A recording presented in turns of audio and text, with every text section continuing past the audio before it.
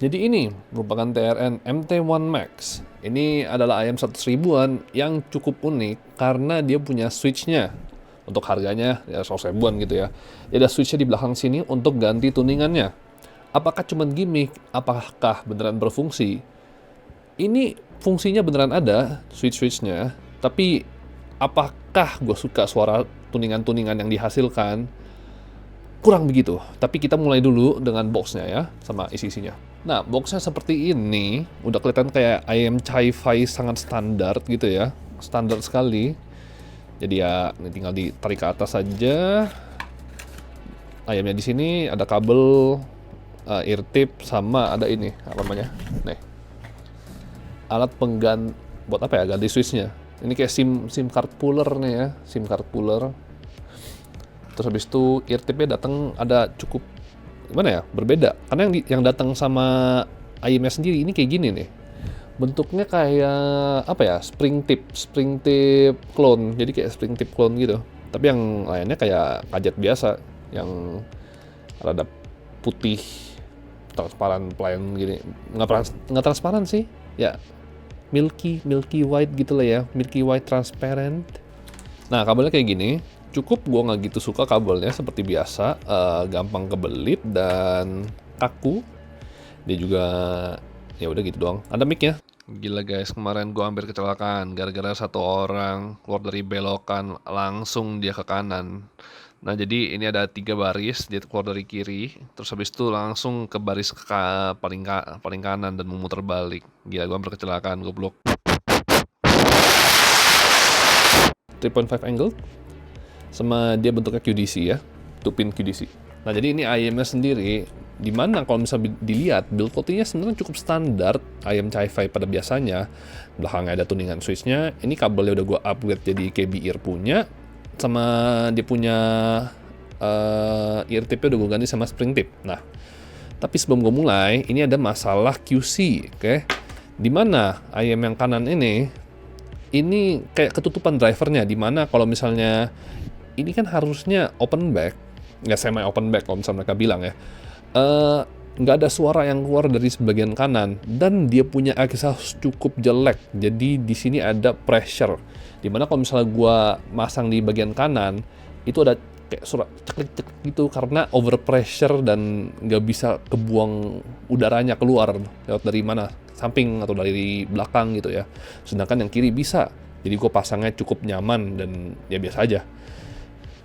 Cukup ngeselin karena kalau misalnya gue pasang ini itu terasa banget pressure-nya, lebih parah daripada kajet linglong. Padahal kajet linglong ya emang exhaustnya parah sih, harus dibolongin itu ayam. Cuman ya ini parah, cukup parah dia punya exhaustnya, dan cukup ngeselin karena nggak balance gitu, jadi suaranya nggak gitu balance kanan sama kiri. Jadi gue kadang-kadang rada pusing mau dengerin gimana. Tapi ya kalau misalnya udah sampai ketat, udah cukup ketat pasangnya, udah nyaman, ya suaranya cukup sama. Tapi ya ngeselin aja. Itu cuman apa, FYI aja bagi yang kalau misalnya ada masalah lagi kayak gini, emang jelek QC-nya. Oke, kita mulai dulu sama tuningan ya. Jadi nomor satu itu dia ngatur bass boost. Bukan bass boost, bass aja. Dia ngatur bass. Nomor 2 tuh ngatur treble. Nomor ketiga tuh ngatur bass, extra bass. Nah, rata-rata kalau misalnya lu mau mainan tuningan di sini, dimatiin bass boost bass extra bassnya ya. Karena ini akan gimana ya? Nge-override semua suara. Jadi semuanya bakal jadi extra bass boost, nggak bakal ada perubahan gitu. Kalau misalnya semuanya naik, misalnya nih semuanya naik ke atas ya, semuanya nyala, tetap masih jadi extra bass boost. Kalau misalnya semua turun ya jadi mati semua. Nah, kalau misalnya nyala bass, ya tinggal nyala aja kayak gitu. Jadi tinggal nyalain yang kiri bass. Kalau misalnya mau balance ya tinggal nyalain aja yang tengah sama yang kiri, 1 sama 2. Karena ya treble sama bassnya jadi nyala. Terus habis itu kalau misalnya mau cobain treble ya bassnya dimatiin gitu, turunin ke bawah doang. Nah, ini bassnya cuman ngatur bagian dia punya sub bassnya doang. Rata-rata cuman sub bass buat gua ya kedengarannya. Untuk treble jadi lebih energetik treble-nya buat gua. Jadi lebih energetik, terasa lah treble-nya. Terus kita ngomongin sekarang ke tuningan. Di mana tuningan ayam ini bisa dibilang cukup V-shape, oke. Dia cukup V-shape dan ya mengarah sedikit ke neutral-ish, dan ya gimana ya, untuk harga 150.000, 125 sampai 150.000, IM semi open back, ada switch-nya bisa diganti-ganti, apakah worth it?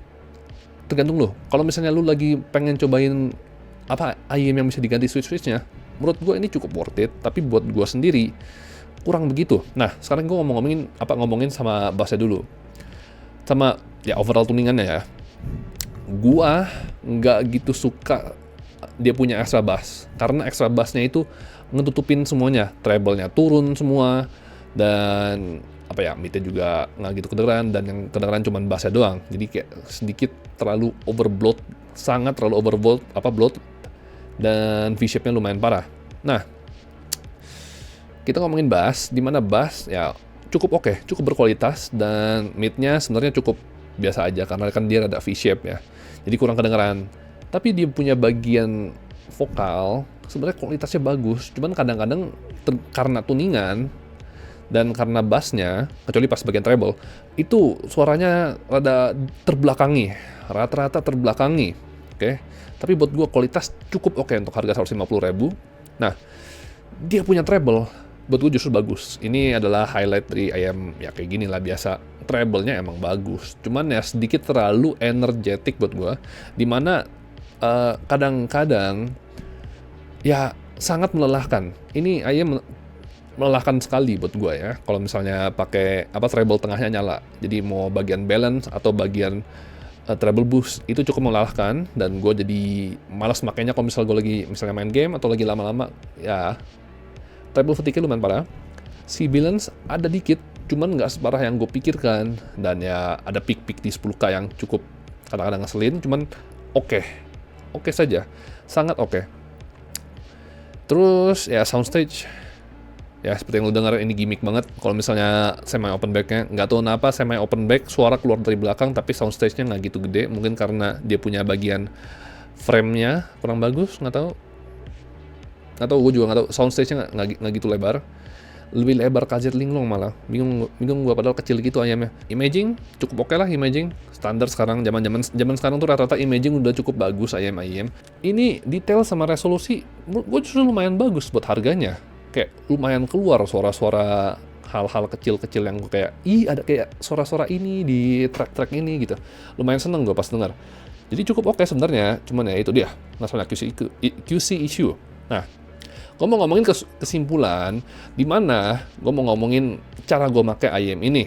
Nah, yang pasti treble boost extra bass boost nggak bakal gue pakai karena jelek banget buat gue, terlalu bloated. Dan kalau misalnya ada orang yang suka, lu goblok dan lu salah.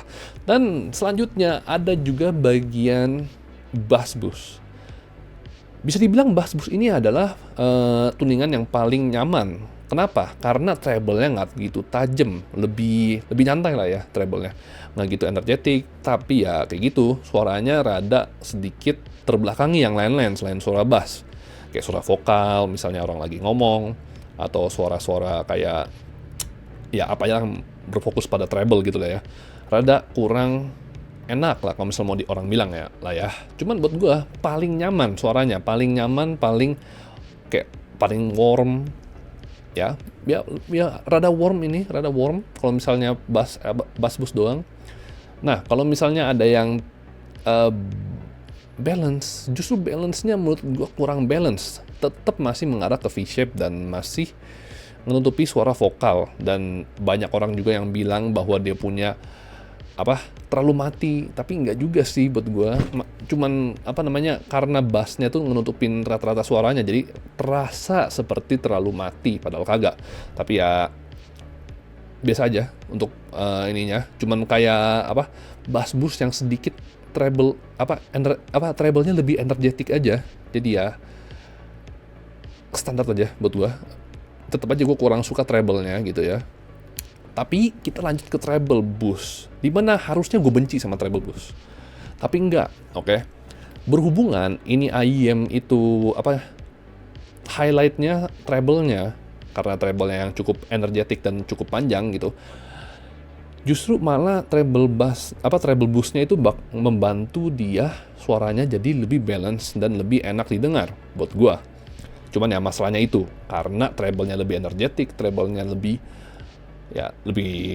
keluar lah suaranya, gua sedikit terlalu capai kalau pakai treble boost, dan suara-suaranya ya kadang-kadang bisa tajam. Cuman buat gue itu highlight dari IM ini, bahwa treble boost-nya itu lumayan bagus suara treble-nya.